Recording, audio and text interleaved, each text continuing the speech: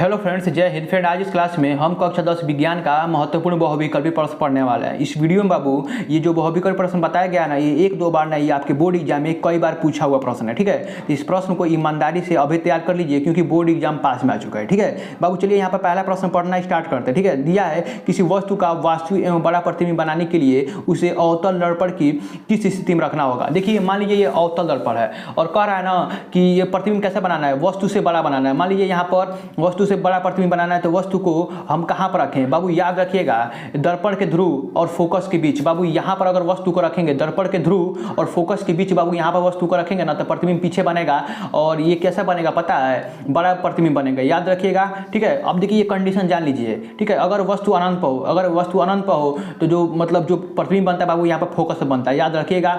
अगर वह जो वस्तु वक्रता केंद्र तथा अनंत के बीच हो, मान लीजिए अनंत है, ये वक्रता केंद्र इसके बीच हो तो बाबू प्रतिबिंब बनेगा वक्रता के अंदर फोकस के बीच बनेगा। ठीक है, याद रखिएगा। अब देखिए अगर प्रतिबिंब वक्रता के केंद्र पर हो, यहाँ पर है, अगर प्रतिबिंब यहाँ पर यहाँ पर वस्तु को यहाँ पर रखा जाए तो प्रतिबिंब यहीं बनेगा। अगर वक्रता केंद्र और फोकस के बीच बाबू वस्तु को रखा जाए तो प्रतिबिंब यहाँ पर सी के परे बनेगा, यहाँ बनेगा। ठीक है, अगर वस्तु फोकस पर हो बाबू यहाँ पर तो प्रतिबिंब अनंत पर बनेगा। ठीक है, अगर वस्तु फोकस और ध्रुव के बीच हो तो बाबू प्रतिबिंब दर्पण के पीछे बनेगा, वास्तविक बनेगा, मतलब वस्तु से बड़ा प्रतिबिंब बनेगा। तो ये कंडीशन सही होगा। ऑप्शन नंबर डी इसका टिक मार लीजिए। ठीक है, ऑप्शन नंबर डी टिक मार लीजिए। ठीक है, चलिए बाबू यहाँ पर दूसरा प्रश्न पढ़ते हैं। दूसरा प्रश्न दिया किसी भी लेंस की क्षमता की इकाई होती है। बाबू किसी भी लेंस की क्षमता की इकाई डायोप्टर होती है। यहाँ पर ऑप्शन दिया है, नहीं दिया है, तो इसमें से ऑप्शन कौन सा होगा? इनमें से कोई नहीं होगा। बहुत सारे बच्चे इनमें से कोई नहीं टिक मारेंगे। देखिए इसका जो राइट आंसर होगा बाबू प्रति मीटर होगा। कैसे होगा बाबू, देखिए ये देखिए डायोप्टर होता है मात्रक ना, तो सूत्र क्या होता है, लेंस की क्षमता का P बराबर 1/f, तो एफ का मात्रक क्या होता है, मीटर होता है। तो ये देखिए 1/मीटर होगा ना, इसको बाबू प्रति मीटर कह सकते हैं, प्रति मीटर कह सकते हैं बाबू। ठीक है, याद रखिएगा प्रति मीटर आएगा, ठीक है, तो प्रति मीटर टिक मारिएगा। समझ में आ रहा है ना बाबू, बहुत बढ़िया। चलिए अगला प्रश्न पढ़ते हैं। अगला प्रश्न है, ध्यान से प्रश्न में पढ़िएगा। कह रहा है कि एक श्वेत प्रकाश की किरण जब किसी कांच के त्रिकोणीय प्रिज्म से गुजरती है। बाबू समझिए, कोई प्रकाश की किरण है, मान लीजिए सूर्य का प्रकाश किरण है, अब प्रिज्म रखा हुआ है, उसे ये जो प्रकाश गुजरती है बाबू, तब उसके रंगों का अलग अलग विक्षेपण होता है, सबको पता है। और सबसे अधिक विचलन किस रंग का होता है बाबू, याद रखिएगा। अगर सब प्रिज्म से अगर कोई प्रकाश गुजारा जा रहा है बाबू, तो सबसे अधिक जो विचलन होता है ना वो बैगनी रंग का होता है और सबसे कम पूछा जाता है बाबू लाल। तो इसमें क्या पूछा है, सबसे अधिक विचलन किस रंग का होगा बाबू, टिक मार लीजिएगा ऑप्शन नंबर डी बैगनी रंग। ठीक है, चलिए यहाँ पर हम टिक नहीं मार रहे हैं, आपको बस समझाने के लिए यहाँ बता रहे हैं। चलिए बाबू अगला प्रश्न है, सूर्य श्वेताभ प्रतीत होता है, मतलब कब एकदम सफ़ेद प्रतीत होता है। ठीक है, जैसे लालिमा सुबह प्रतीत होता है, प्रश्न पूछेगा तो, और शाम को होता है, और मतलब एकदम सफ़ेद कब प्रतीत होता है बाबू, तो याद रखिएगा दोपहर के समय ये एकदम जो सूर्य के प्रकाश है एकदम सफ़ेद दिखाई देता है। ठीक है, चलिए अगला प्रश्न देखते हैं बाबू, मोस्ट इंपॉर्टेंट प्रश्न है, ये मोस्ट इंपॉर्टेंट प्रश्न है। क्या कह रहा है, ध्यान से प्रश्न को पढ़िएगा। कह रहा है ना जैसे किसी विद्युत चालक का प्रतिरोध निम्नलिखित में से किस बात पर निर्भर नहीं करता। तो बाबू याद रखिएगा, ये चालक का आकार पर निर्भर नहीं करता, बल्कि चालक की लंबाई, चालक का अनुप्रस्थ काट का क्षेत्रफल, चालक के पदार्थ का घनत्व, इस पर निर्भर करता है बाबू, बाकी चालक के आकार पर निर्भर नहीं करता। ठीक है, याद रखिएगा, मोस्ट इंपॉर्टेंट प्रश्न है बाबू, इसका right answer option number D हो जाएगा। ठीक है, चलिए यहाँ पर समझते हैं अगला प्रश्न। अगला प्रश्न देखते हैं, ध्यान से प्रश्न को पढ़िएगा। ठीक है, क्या प्रश्न कर रहा है, ध्यान से प्रश्न पढ़िएगा। कह रहा है कब 4 विद्युत चालकों को संयोजन बनाने के लिए उनमें से परिणाम न्यूनतम प्रतिरोध होगा। बाबू ये प्रश्न बहुत इंपॉर्टेंट है, समझने का प्रयास कीजिए। अगर आपको न्यूनतम प्रतिरोध प्राप्त करने के लिए मतलब बोलेगा, मतलब कम से कम आपको प्रतिरोध प्राप्त करना है, तो बाबू जो घर में वायरिंग होता है ना बाबू, तो वो समांतर क्रम में होता है, कम से कम प्रतिरोध हो, इसलिए बाबू कम से कम प्रतिरोध प्राप्त करने के लिए बाबू ना जो हम मतलब तारों को जोड़ेंगे बाबू, तो वो समांतर क्रम में जोड़ेंगे। तो याद रखिएगा सभी को समांतर क्रम में जोड़ा जाए। ठीक है, ऑप्शन नंबर ए सही होगा, बहुत बढ़िया।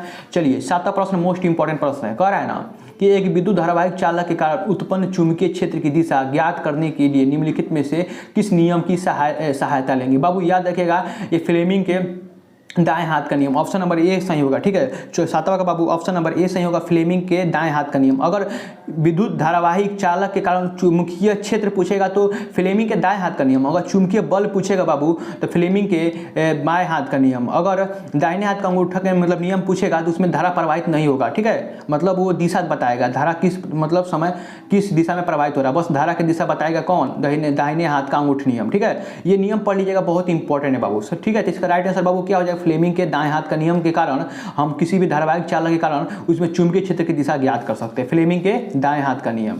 ठीक है, समझ में आ रहा है ना, बहुत बढ़िया। चलिए यहाँ पर पार्ट 2 में देखते हैं, जिसमें इसमें आप बाबू केमिस्ट्री से प्रश्न पूछा जाएगा। ये फिजिक्स का प्रश्न हो गया, अब ये केमिस्ट्री में पूछा जाएगा। ठीक है, कह रहा है निम्नलिखित में से कौन सी धातु ठंडे जल से हाइड्रोजन गैस निकालती है? तो बाबू याद रखिएगा वो है एल्यूमिनियम। ठीक है, एल्यूमिनियम टिक मार लीजिएगा। ठीक है, मोस्ट इंपॉर्टेंट प्रश्न है। अब देखते हैं बाबू, कह रहे निम्नलिखित में से एल्कीन है।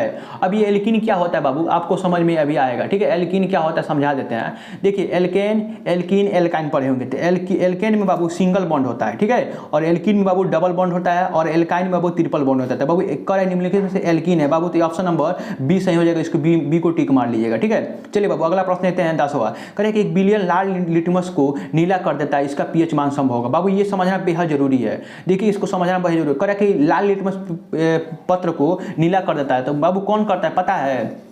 ये करता है क्षार। ठीक है, या टिक बताए थे कि अम्ल क्या करता है, इस अम्ल के लिए अनिल बताए थे, टिक अनिल, क्योंकि अनिल ट्रिक बताए थे ना कि अ से अम्ल नीले लिटमस पेपर पत्र को लाल कर देता है, ये ट्रिक बताए थे। और क्षार क्या करता है? लाल लिटमस पत्र को नीला कर देता है। तो बाबू क्षार का जो पीएच मान संभव होगा वो 7 से अधिक होगा ना, 7 से अधिक होगा बताए थे आप बाबू, आप लोग को समझ में आ रहा है ना, तो यहाँ पर 8 हो जाएगा। ठीक है, अगर मतलब कहता कि लाल लिटमस पेपर पत्र को नीला कर देता, मतलब नीले लिटमस पेपर पत्र को लाल कर देता है, तो बाबू तो वहाँ पर होता 7 से कम। ठीक है, 7 से कम यहाँ पर हो जाता 6 हो जाता, 3 हो जाता, 1 हो जाता। समझ में आ रहा है ना बाबू, बहुत बढ़िया। तो बाबू ये कह रहा है कि लाल लिटमस पत्र को नीला कौन करता है? क्षार करता है। तो पीएच मान संभव होगा 8, ऑप्शन नंबर डी सही होगा। ठीक है, चलिए 11वां प्रश्न देखते हैं। 11वां प्रश्न भी मोस्ट इंपॉर्टेंट प्रश्न है। ठीक है, समझने का प्रयास करिएगा। कह रहा है कि ना कि क्लोरीन के अणु के आबंध पाया जाता है। बाबू क्लोरीन में देखिए 1 से 20 तक जो मतलब जो हमारे तत्व हैं उनका आयनिक बॉन्ड, सहसंयोजी बॉन्ड, त्रिक बॉन्ड, द्विसंयोजी बॉन्ड, ये सब चीज़ पढ़ना होगा बाबू। तो क्लोरीन अणु के आबंध पाया जाता है बाबू, याद रखिएगा 1 सहसंयोजी आबंध पाया जाता है, टिक मार लीजिएगा ऑप्शन नंबर बी, ये आपको पढ़ाया जाएगा, टेंशन मत लीजिए। चलिए अगला प्रश्न 12वां प्रश्न देखते हैं बाबू। कह रहा है कि जल को जीवाणु रहित बनाने के लिए उपयोगी पदार्थ कौन सा है? मतलब उसमें जीवाणु नहीं रहे, मतलब सारे मर जाए, तो बाबू इसको बनाने के लिए बाबू बिरयानी चूड़ का प्रयोग करते हैं। बाबू इसका कमेंट में इसका मतलब सूत्र बताइएगा। अणु सूत्र क्या होता है? CaOCl2। बाबू याद रखिएगा CaOCl2। और धावा सोडा का बाबू कमेंट बताइएगा, और फिटकरी का सूत्र और बेकिंग सोडा का, ये 3 सूत्र आपको कमेंट बॉक्स में जरूर बताना है। ठीक है, चलिए बाबू 13वां प्रश्न देखते हैं, मोस्ट इंपॉर्टेंट प्रश्न है। कह रहा है कि जिन अभिक्रियाओं में आयनों के विनिमय से नए यौगिक बनते हैं उन्हें कहा जाता है। बाबू यहाँ पे याद रखिएगा प्रतिस्थापन अभिक्रिया से बाबू एक अभिक्रिया करके उसे मतलब नया यौगिक बनाता है बाबू, तो प्रतिस्थापन अभिक्रिया होगा। योगात्मक अभिक्रिया में नया यौगिक नहीं बनता है, ना उभय अपघटन अभिक्रिया में, नया वियोजन अभिक्रिया में। तो बाबू याद रखिएगा प्रतिस्थापन अभिक्रिया में नया यौगिक बनता है। ठीक है, चलिए बाबू अगला प्रश्न देखते हैं, मोस्ट इंपॉर्टेंट प्रश्न है। ठीक है, चलिए भाग 3 में बाबू बायोलॉजी से प्रश्न पूछा जाएगा। भाग 3 में बाबू बायोलॉजी से प्रश्न पूछा जाएगा, याद रखिएगा। कह रहा है ना पादप में जाइलम का कार्य होता है। बाबू पादप में जाइलम का कार्य क्या होता है? जल का वहन कराना, या भोजन का, या अमीनो अम्ल का, या ऑक्सीजन का। बाबू देखिए 14वां प्रश्न का उत्तर क्या होगा, याद रखिएगा बाबू। अब ये क्या होता है? जल का वहन कराने के लिए। पादप में जो जाइलम का कार्य होता है बाबू, जल का वहन कराने के लिए। ठीक है, चलिए अगला प्रश्न है, अनुवांशिकता के प्रयोग के लिए मेंडल ने निम्नलिखित में से मतलब किस पौधे का उपयोग किया? बाबू सबको पता है मटर के पौधे का प्रयोग किया। ये BBI प्रश्न हर सेट में लड़ता है। करें निम्नलिखित में से कौन सा, देखिए 16वां प्रश्न, निम्नलिखित में से कौन मानव में मादा जनन तंत्र का भाग नहीं है? देखिए अंडाशय भी है, गर्भाशय भी है, डिंबवाहिनी भी है, डिंबवाहिनी बल्कि शुक्रवाहिनी, ये क्या है ना, ये नर जनन तंत्र का भाग है, आपको याद रखना पड़ेगा बाबू। देखिए अगला प्रश्न 17वां, स्वपोषी पोषण के लिए आवश्यक है। बाबू याद रखिएगा इसमें से कार्बन डाइऑक्साइड भी, और जल भी, क्लोरोफिल भी, और सूर्य का प्रकाश। स्वपोषी पोषण के लिए जैसे पेड़ पौधों के लिए कार्बन डाइऑक्साइड जरूरी है, जल भी, क्लोरोफिल भी, और सूर्य का प्रकाश भी। तो क्या होगा बाबू उपयुक्त सभी, इसको डी ऑप्शन टिक मार लीजिएगा। ठीक है, चलिए बाबू 18वां प्रश्न देखते हैं। इसको सब कॉपी में उतार लीजिए, क्योंकि बोर्ड एग्जाम पास में आएगा तो आप पछताएंगे, कहेंगे कि आप शायद पढ़ लिए रहते हैं। ठीक है, ये सब प्रश्न यही लड़ेगा, बाहर से प्रश्न थोड़ी ना बनता है। देखिए एक प्रश्न बनता है जो रिपीटेड होता है, एक प्रश्न बनता है वो नया बनता है, तो इसके अलावा कोई प्रश्न नहीं बनता। ठीक है, देखिए या इसको भाषा को चेंज कर देते हैं लोग। समझात अंगों का उदाहरण है बाबू, देखिए उपयुक्त सभी होगा, जैसे हमारा हाथ कुत्ते का अग्रपाद, हमारा दांत हाथी के दांत, आलू एवं घास के ऊपरी भूस्थली। बाबू ये इसका राइट आंसर उपयोग सभी होगा। समझ में आ रहा है ना, बहुत बढ़िया।